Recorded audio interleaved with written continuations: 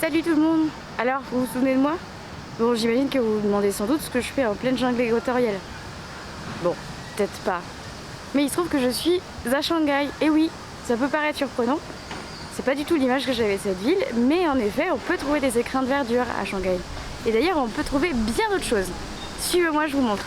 Shanghai, c'est un tout autre visage de la Chine. Alors, il y a toujours des buildings, il y a toujours des grandes artères, mais au moins, on peut marcher à pied. Et puis, on trouve plein de choses en rapport à la France, notamment au quartier de la Concession française, qui, j'avoue, était l'un de mes préférés.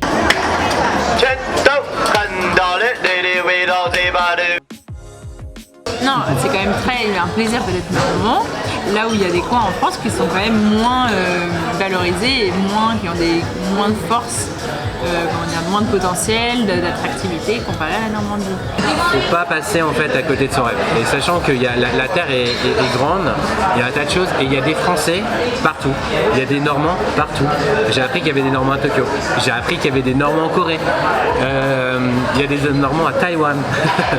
Donc du coup, il y a toujours du monde pour vous accueillir, il y a toujours du monde pour vous aiguiller. Ça a été le cas ici à Pékin, ça a été le cas à Shanghai. Donc il y a vraiment possibilité que vous soyez pris en charge et au moins, on va dire, épaulé. À Shanghai, j'ai aussi découvert le nouvel Eurocampus où travaille Elodie. Et grâce à elle, j'ai pu faire une petite visite des nouveaux locaux. Et du coup, après, tout ça c'est fermé pour l'instant, mais après, tu vois, on aura tout ça en plus. Je m'appelle Elodie, je viens de Normandie, donc je suis née à Saint-Lô dans la Manche et aujourd'hui je vis à Shanghai.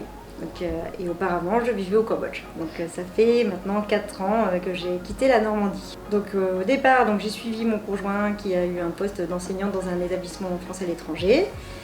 Donc je l'ai suivi et j'ai trouvé moi-même du travail après sur place, donc d'abord au Cambodge et aujourd'hui à Shanghai.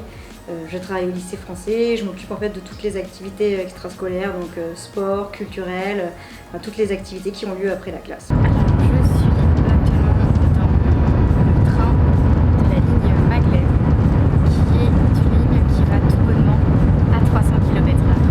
Tout ça pour vous dire que mon étape à Shanghai est terminée et maintenant c'est direction Taïwan. Allez, on se retrouve là-bas. Taïwan, c'est un feu bouillonnant de culture. Entre le Japon, la Corée et bien sûr la Chine, je pense que la question identitaire à Taïwan, c'est vraiment compliqué. Mais l'idée c'était de recréer une petite partie de France dans Taipei pour que tous ceux qui sont un petit peu frustrés de ne pas parler français, qui sont tout le temps devant leurs livres, qui manquent un peu d'occasion de parler français aient l'occasion de se poser, de rencontrer des Français et de le pratiquer.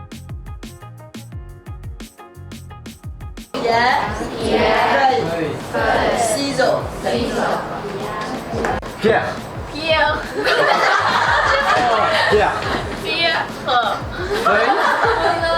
Feuille.